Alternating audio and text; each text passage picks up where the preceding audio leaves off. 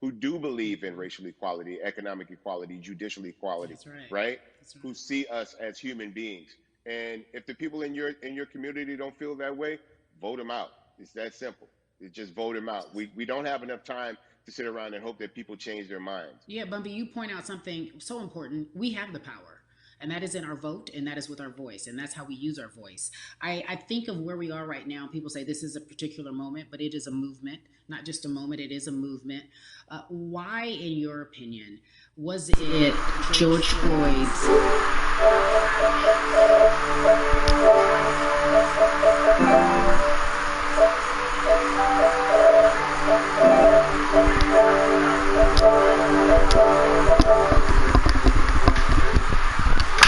So what happens with the law, it tends to lean toward the policeman's point of view, right? In this case, we saw very clearly what happened.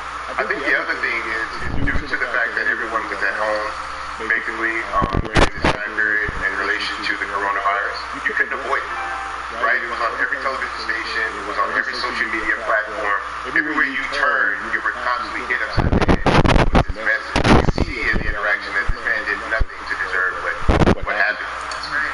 That's so well said because if you think about it, the grand scheme of things, it wasn't important. It didn't have to be life. I think that we touched on something that a lot of people talk about, and that is now defunding the police. That has been such a huge conversation, but there's so many misconceptions around defunding and dismantling. If you will, educate the audience. All right, so most people, when they hear the term defund the police, they tend to think of, oh, they're going to take away our police department. Nothing could be further from the point. Defunding the police means that in certain communities, even Houston, take for example, we had over $1 billion allocated to our police force.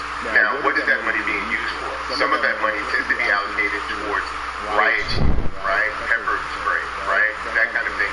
That's only used against the people that won this budget, right? So why would the people want to supply the police with the means to repress them? If the police are concerned about the situation in certain communities with a higher crime rate, well, higher crime rates tend to happen in communities where there's not employment opportunities, right? There's not a lot of social services, and people are going to do what they need to do to take care of themselves and their families. When the community has more opportunities for employment, more opportunities for upward mobility, then they tend to be less of a strain on the government. They tend to have a lower crime rate, and because of that, we'll have less need for the police in those communities. You are passionate about so many different things in terms of making sure that we are holding our leaders accountable. Talk to me about some of the other projects that you do. Well, right now, obviously, being a part of More Than a Vote is essential. We're dealing with primaries in this country right now, and we just want to educate people. We want to inform people because people are tired, they're angry, they're concerned, and they want information and they want action. And so we want to make sure that we give them the right information and lead them in the right direction. And we thank the people that do not look like us for standing with us right now, because it's very important that people who aren't black be involved, because if black people could have gotten rid of racism, we would have done it hundreds of years ago. And so I'm trying to use my voice and my platform just to let people know that if they feel like I do, there's a number of places they can go to enact change in their community. People need to know about how their city council runs. They need to know that they have the ability to speak with city council to let them know that that's not the way that they feel their money should run. Those are not the places that they feel the money in their community needs to be allocated.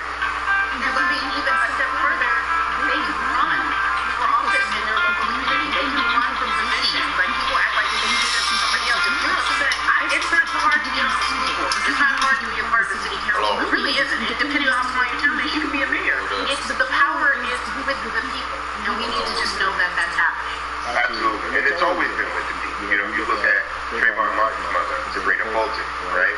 She felt that there was a system of racism and a system of oppression that led to her son's death. And so what did she do? She ran for city council, and she was elected to city council. Our own former president, 44, Barack Obama, right, started in the community as an activist, ran for an elected position, became senator, ran for another elected position, became president of the United States. So don't think that you can't make a difference. You know what I'm saying? You don't need a lot of money. You don't need a lot of power. Your voice is enough to make a difference. Man, I feel like I need to go out and represent. You gave me a rousing speech there, sir. I'd be remiss if I didn't ask you this. When I talk to my brother, I have to ask you,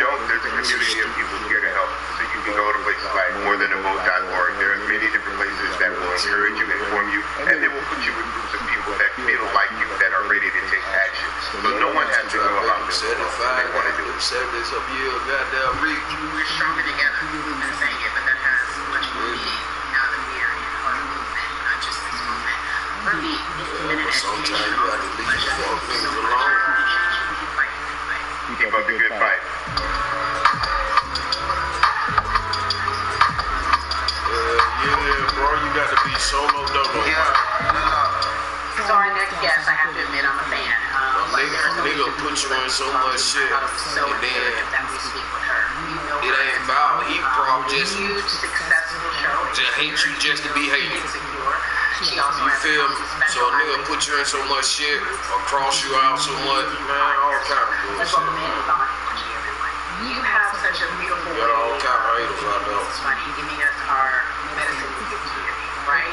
The humor and healing. You bring all of that to your space.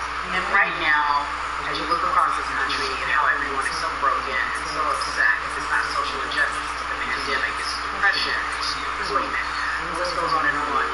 How are you? Lockdown shit. You know, I'm rediscovering self in a way that is hard but necessary.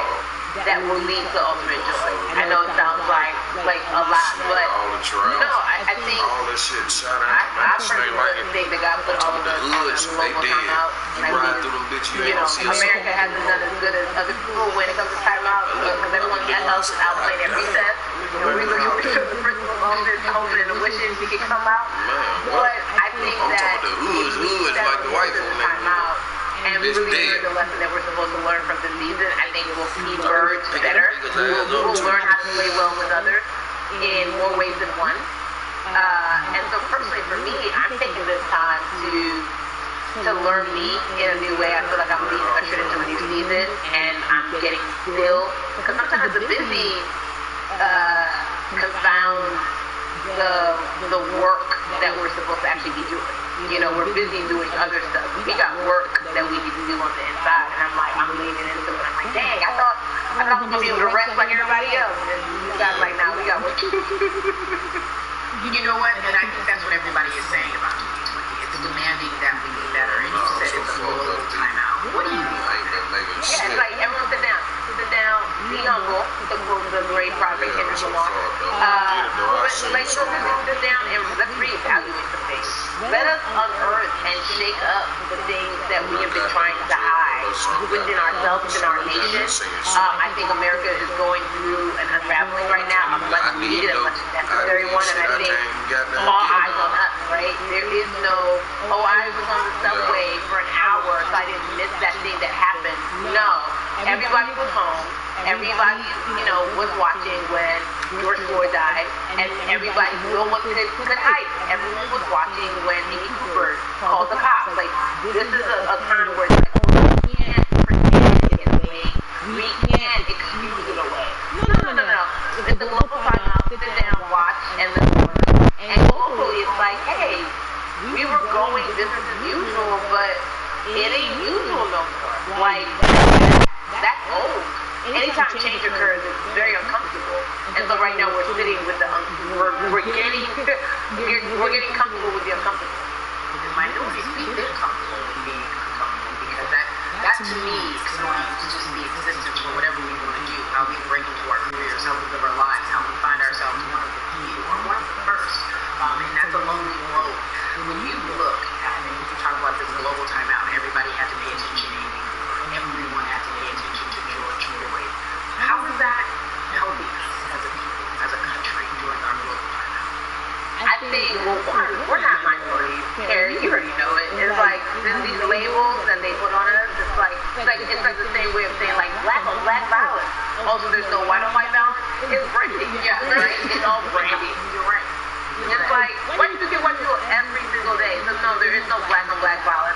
And if you say black on black violence, well, then let's brand white on white violence. Like, I watched Investigation Discovery.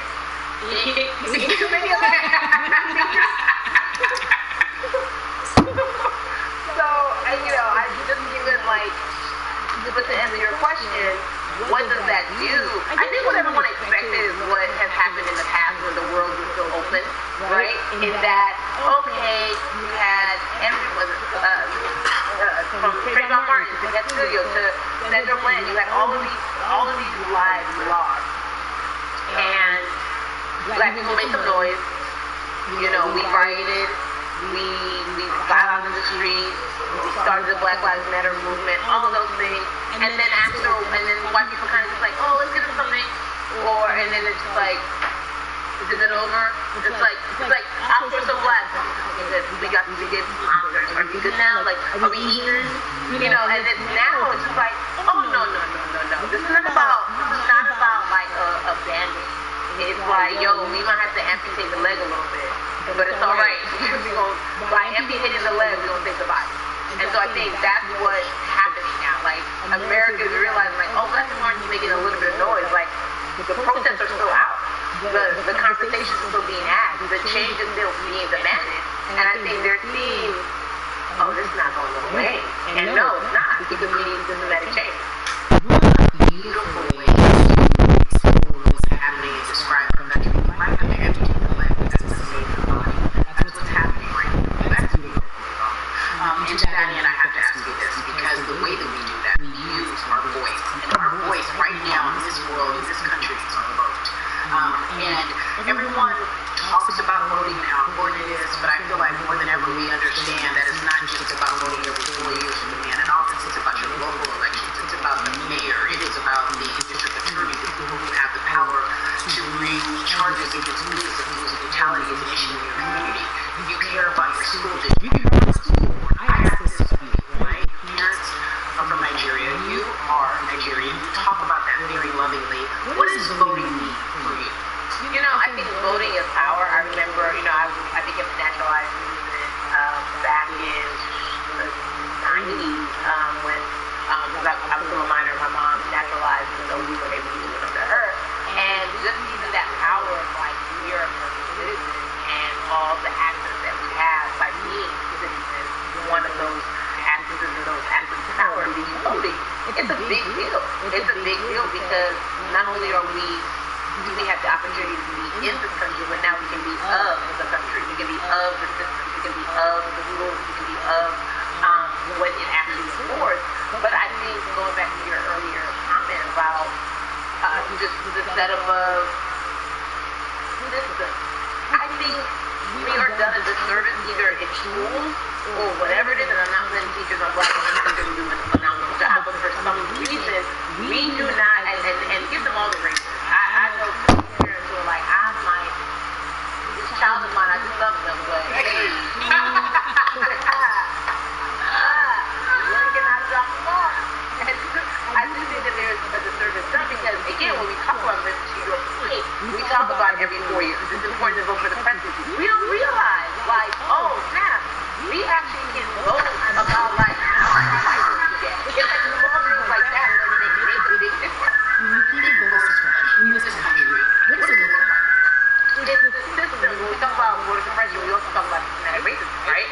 It's all the systems that set up. And we normalize, okay, maybe your job will give you a half day, or maybe, you know, you'll be able to get this luxury. It shouldn't be a luxury. It should be built into the system. It should be built into the fabric of how we vote. But maybe you'll be able to get this luxury in order to enable you to vote. Think about everything disenfranchised, marginalized Black person has to endure in a day. So in a day, you need to get to work. If something happens to your car, if something happens to your child care, if something happens to, there's so many factors along the way that can send you into a tailspin as an American. And then you add on as a person of color. If you're just trying to get the vote, and you already have to go through all of these hurdles and hoops in your everyday life, imagine the one day when your voice really is supposed to matter the most in this country, but then you also see all the times that you try to have your voice matter, and then it's been shut down, repressed, told it doesn't matter, and then you're kind of like, what's the point? How do we keep hope?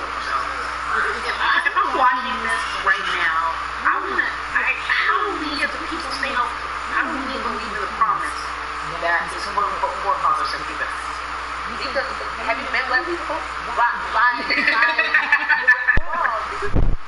Like hope is infused in our DNA. Like you feel like Black people. If we haven't been broken now, be it through slavery, through colonization, segregation, you know. I mean, listen, the history of Black people in this country is at one point we were the greatest people. That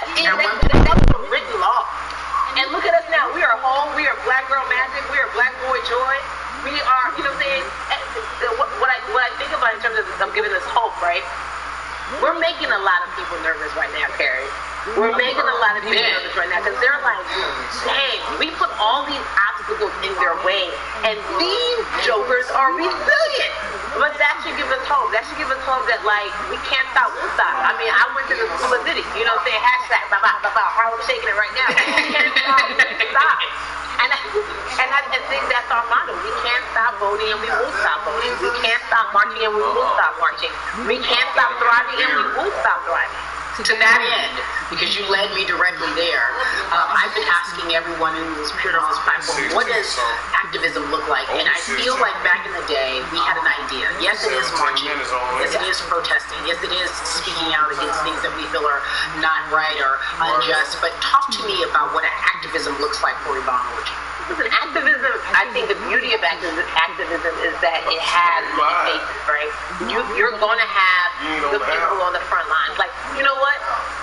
Martin Luther King marched, but there were a lot of women who were in the homes like, hey, BT Dubs, when they come back, this is how we support all the people who are marching on the front lines. And we're going to be here doing what we know to do best here. And you know what? Somebody needs to bail them out of jail so that now we need to be in the community, getting money or whatever it is. So it's like everybody has a position to play. And so play your position like a shortstop, bro. So whoever you are and whatever you do, play your position. So activism could look like, you know what? I'm not the one that's built to be on the front line, but you know what? My pockets go deep, so I'm gonna support the people on the front line. You know, I'm a comedian. Black joy is a form of activism. There's always a call for entertainers or celebrities that have the platform to do something. Why aren't you speaking out? I'm not a believer in thinking that it's mandatory. Like you said, everyone can be an activist and be activated in different ways. But talk to me about the connection. Talk to me about the marginalization in your world and how you feel like it even inspires you to say more and use your platform to do more. Beneath the surface of what we do, like Nash says, it's the who. Right? The who is the person who's going to be like, hey, let me call this out. Either blind racism, in terms of overt racism, in terms of ways that we can be better, in terms of ways that we can actually be more uplifting to the community that you may not even realize that you're serving. Before I let you go, talk to me about the urgency, in your opinion, for people to vote, our people to get out and vote this coming election. Yeah, I mean, guys, if you think you're tired now, I'm telling you right now, we cannot take this sitting down. We can't take this jokingly. I understand that it may be hard to figure out who to vote for, but at the end of the day, we gotta vote for our families. We gotta vote for our legacy. We gotta vote for continued progress. We have to vote for upward mobility. We have to vote for equality in a way that is long lasting.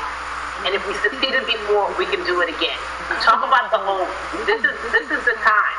This is not the time to give up. This is not the time to pretend a way that we haven't made progress. We have. There's still much more to be done. And you know what? We might have to get to a point where we pass the baton to our children and our children's children, but we still have work to do now for that generation. Orji, you are everything. You are Molly, but you are not Molly. But I love you so much as Molly on HBO Max. You are an amazing podcaster. Shout out to Levy. And then we also have movies. You have the world. You're a model. Also, wait, don't let me forget your hugely successful stand-up comedy special on HBO. Girl, you're doing it all, and I am so grateful. You are truly the dream, not just the American dream. You're the black girl, brown girl, do it all dream, the immigrant dream, everything. You're a beautiful, beautiful soul. I really, really mean that. Yvonne Orji, ladies and gentlemen, nothing but the best and excellence personified. Thank you so much for that. I love you so much, Mama. Mwah.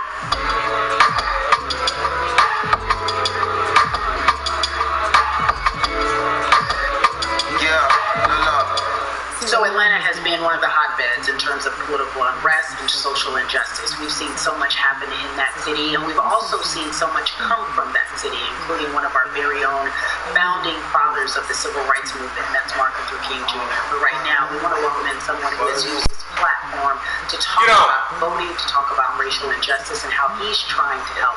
Atlanta's very own Russ joins us now.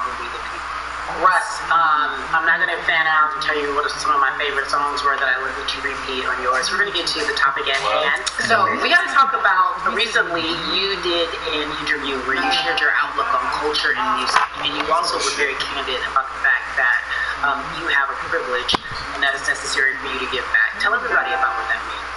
It's very obvious I'm white and I'm in Black culture and I'm benefiting financially off of it. So I feel like if you're a white person financially benefiting off of Black culture, you have to put finances back into Black culture.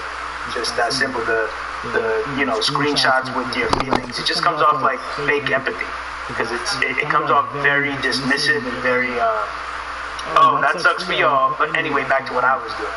Have you felt that way always, or is it now because of the time where we are in this country? I've always had the feeling. I think now it's just obviously elevated. So you can't not say anything. Second of all, though, I just think saying something isn't enough anymore. I think culture that you're financially benefiting from, you have the ability to, you should.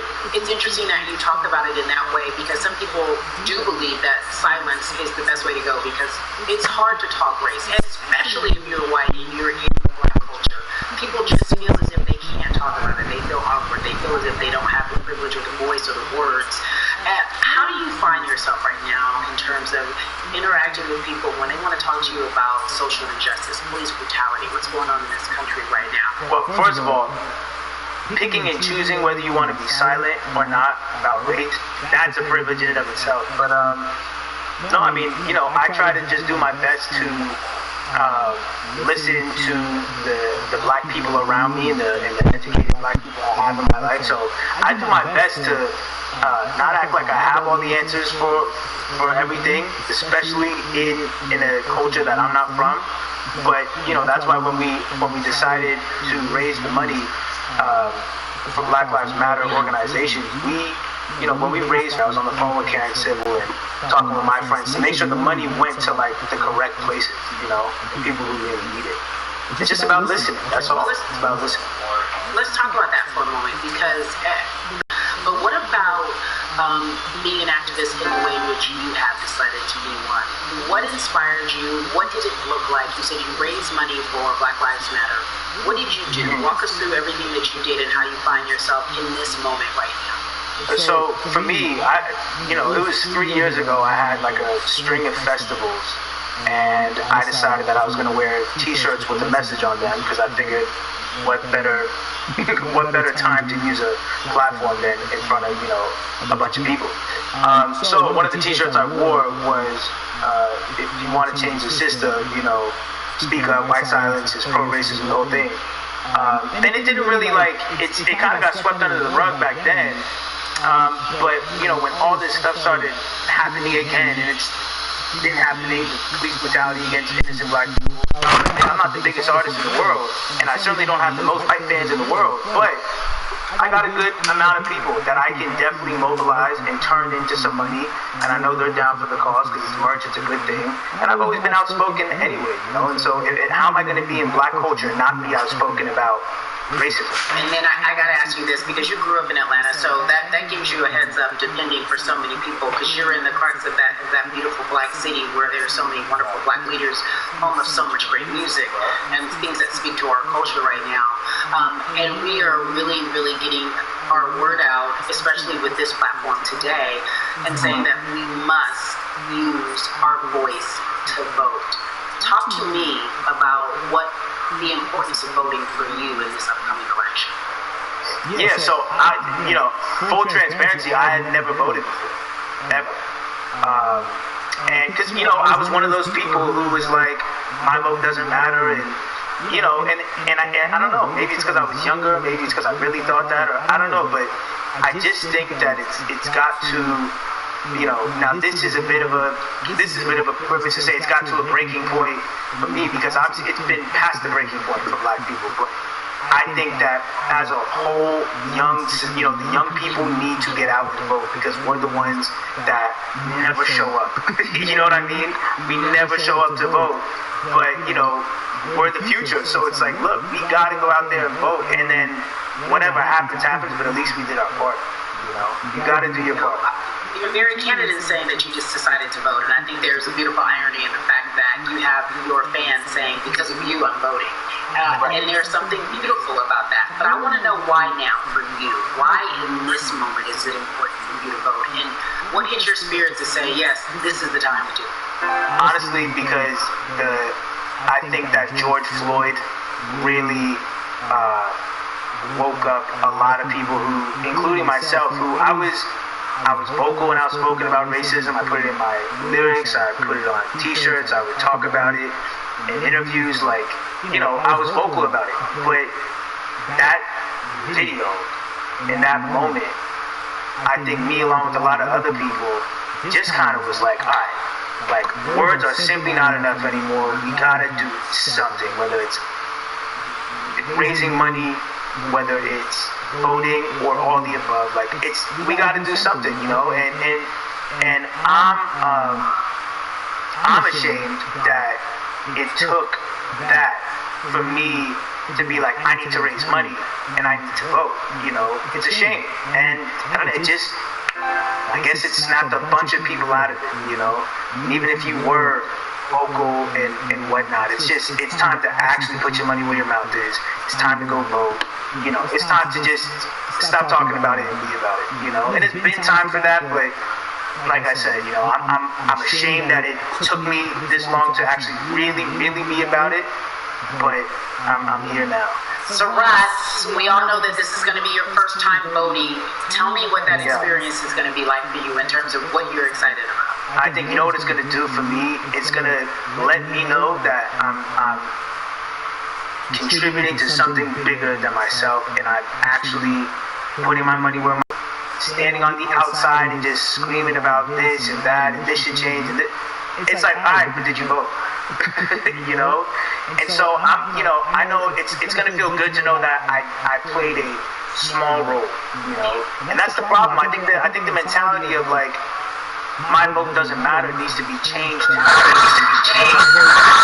Albeit small, does matter. It's a role I'm playing, and if I play my part, you play your part, and he and she plays their part, then we make a difference. But you know, it'll feel it's gonna feel very, very bigger than me. I mean, I think when you realize that giving actually feels better than receiving, that's when you start wanting to do your part and contribute. So voting is yeah. To whom much is given, much is required. You have been given a huge platform, and we are so grateful for you, Russ. Philanthropist, artist, community activist, first-time voter. We appreciate you answering this, okay? Thank you. I appreciate y'all.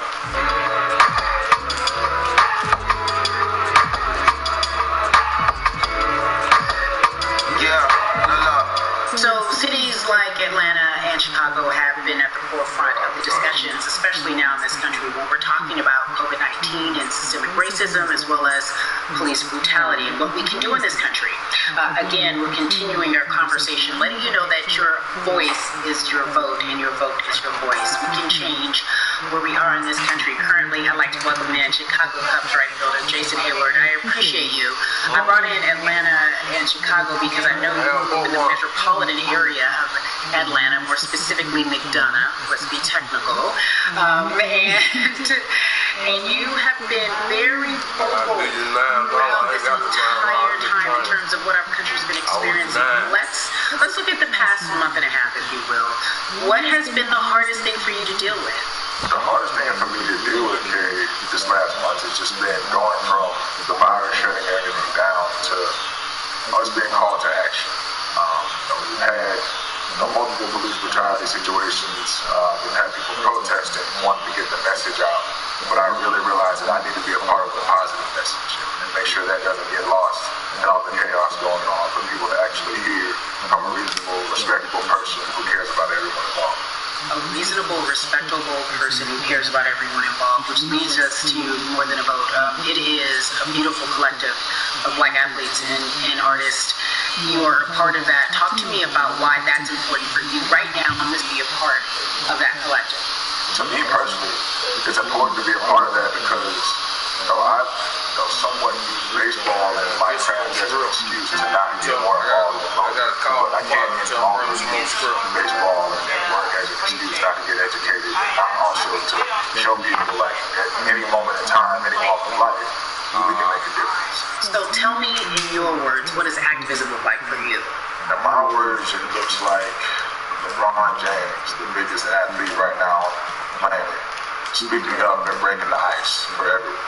And I think for the first time, people see and hear from us. So now we have white teammates, we have other people speaking up and realizing and to me, right now, social media, athletes speaking up, entertainers speaking up, like we're trying to do it more than a vote. You said something I thought was so key, because covering sports for so long, I know that it's tough for black players specifically in Major League Baseball to talk about how they feel. Adam Jones did it in a very eloquent way early on, but there are very few that are vocal. You said you all were afraid. Why use that word, and why were you afraid?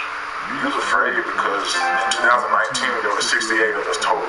And there are 38 teams. There's 25-man roster on each team. There's a 40-man roster, which is on each team as well. And, there aren't many of us.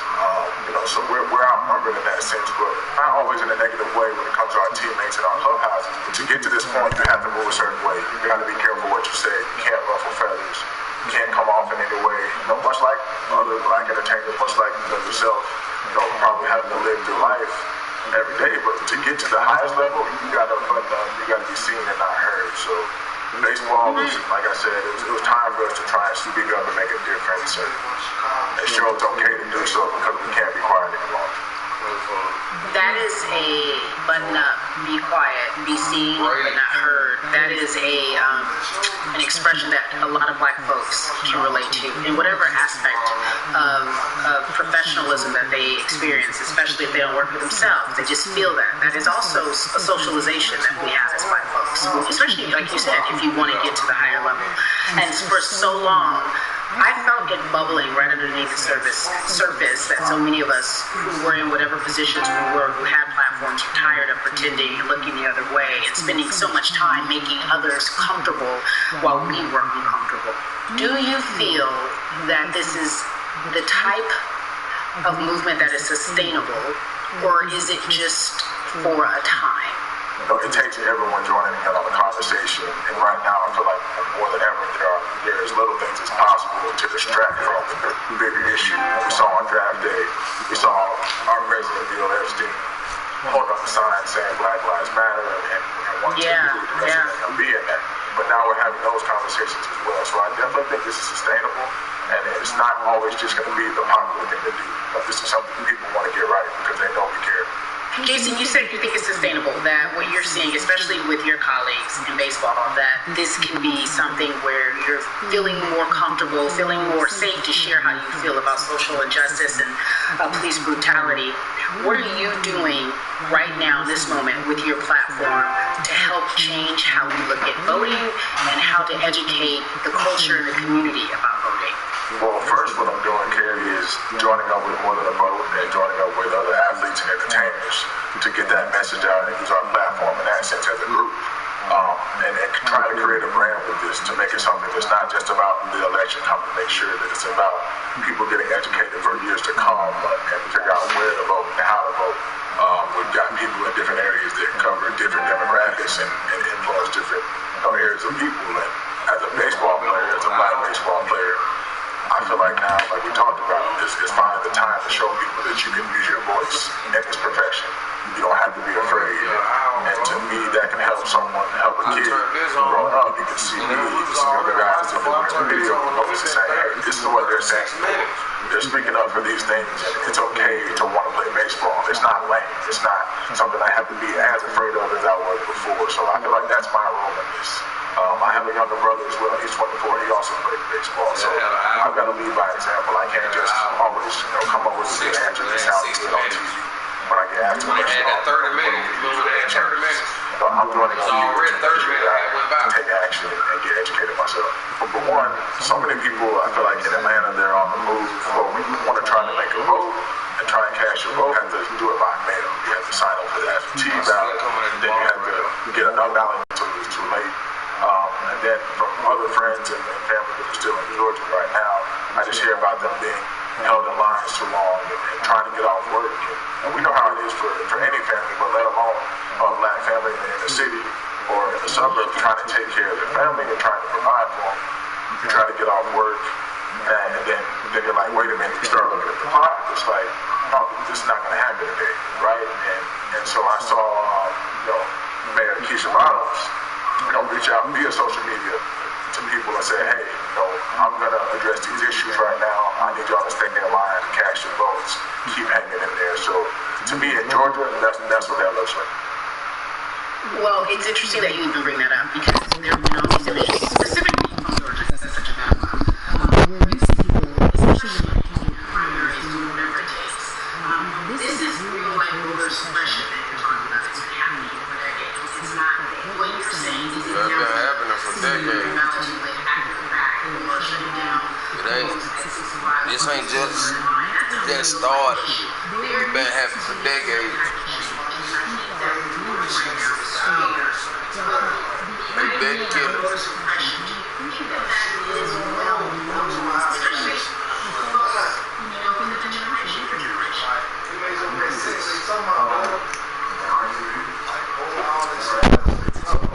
What I'm saying. But look, it been happening for decades, not just one. Bro, you got to look. They just start saying something about it.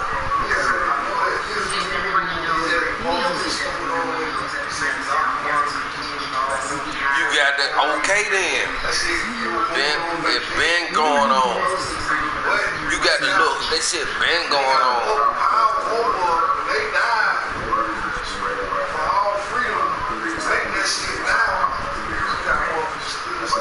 But they still do it.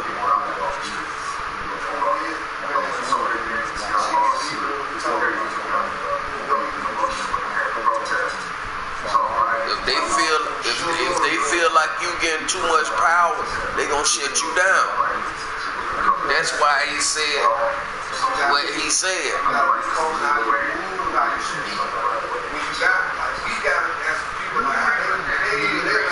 You got to speak.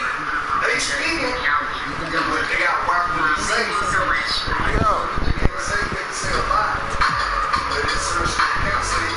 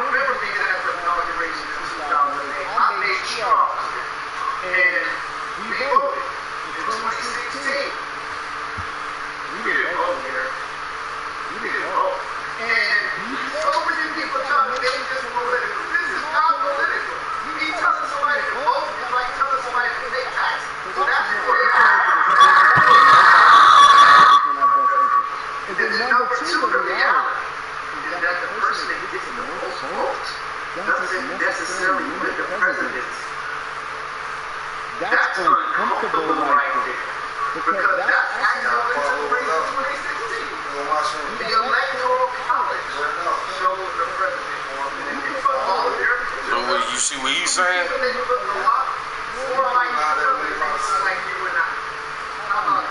And then the third thing, they off the vote, we need to work. So when I get a day off, it's gotta be a full day. Yeah, I gotta work the thing on this. So you know what I'm gonna do? I'm gonna nail this vote. And you know what you want people to realize that that counts. So you know what I mean? So those are a few things that I hope that we do to mobilize. Shout to LeBron and his team. Shout to you and everybody involved. We will make it through this. Let's talk about more than a vote. There is a white collective and athletes and artists come together and say voter suppression is one of the especially in the black community. We just talked about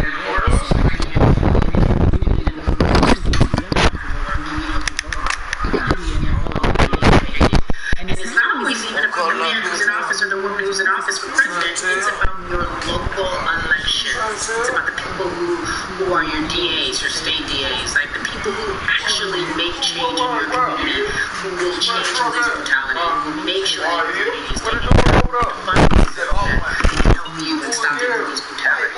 So talk to me about why you decided to be a part of More Than a Vote and what it actually means. Well, it means a lot to be involved with such an impressive collective as you mentioned. And I have said this multiple times, and I know it can be uncomfortable when I say that the issue finding a solution. Yeah, you better get a tax cap. I wish America loved black people. Get him a tax cap. Black people. This collective, by the way, represents in a lot of ways what's encouraging, but also sometimes disappointing about our role as black people. We were brought here as labor and to entertain. And we use those vehicles to get paid and move to the suburbs and be idols of white kids. And so now that we have this collective, I would say sports and entertainment represent the most powerful group of black men in the United States. I'm talking about money, power, celebrity, the ability to mobilize, community involvement, their leadership, their intellect. And so to have all of us pull it in the same direction at the same time for anything that we're passionate about is going to be a difference maker, but it's definitely going to be a difference maker in the 2020 vote, because we're going to make sure we inform everybody that they can let their voice be heard, and failure is not an option. Jalen, what does voter suppression look like to you? A perfect example took place recently, Carrie, in Kentucky. It was 6 p.m. at night, and so many people were standing in line enthusiastic to vote. And you know what they did? Locked the doors. And you know what the people did? They continued to bang on the doors, continued to bang on the windows. They continued to let it be known they were not going to leave the premises until they got a chance to vote. And you know what ended up happening? They opened those doors and allowed those people to vote. So do not be discouraged. These barriers show you that it matters, and we're here to help you break through them.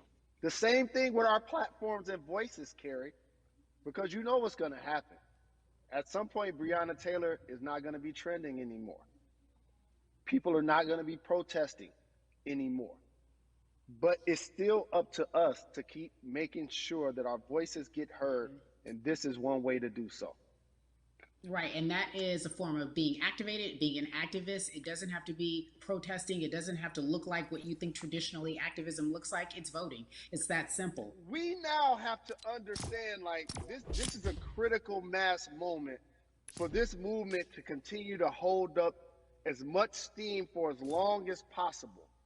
And that's what this collection is going to hopefully allow for that situation to happen. Jalen, in today's age of technology, it should be easier to vote. No doubt. It's like we call these devices smart